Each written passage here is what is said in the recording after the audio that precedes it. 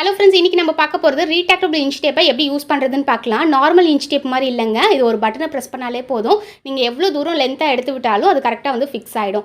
Starting 2 இன்ச்லேருந்து start ஆகுதுன்னு சொல்லிட்டு குழம்ப வேணாம். இப்போ வந்து நார்மல் இன்ச் டேப்பை நான் மெஷர் பண்ணி காமிக்கிறேன் பாருங்கள். இதுக்கும் நம்ம இப்போ எடுத்துக்க ரீட்ராக்டபிள் இன்ச் டேப்புக்கும் எவ்வளோ கேப் இருக்குன்னு பாருங்கள்.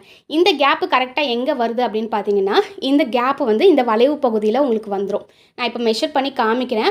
நீங்கள் பாடியோட சுற்றளவு எடுக்கும் போது இந்த இன்ச் டேப் வந்து ரொம்பவே யூஸ்ஃபுல்லாக இருக்கும். இப்போ நான் கையோட சுற்றளவு அந்த எல்போ அளவுக்கு இருக்குது பார்த்தீங்களா, இந்த முழங்கை அந்த இடத்துல வந்து நான் மெஷர் பண்ணி காமிக்கிறேன். எனக்கு 6 இன்ச்சு வருது. இதே மெஷர்மெண்ட்டு நான் நார்மல் இன்ச் டேப்பில் எடுத்து காமிக்கிறேன்.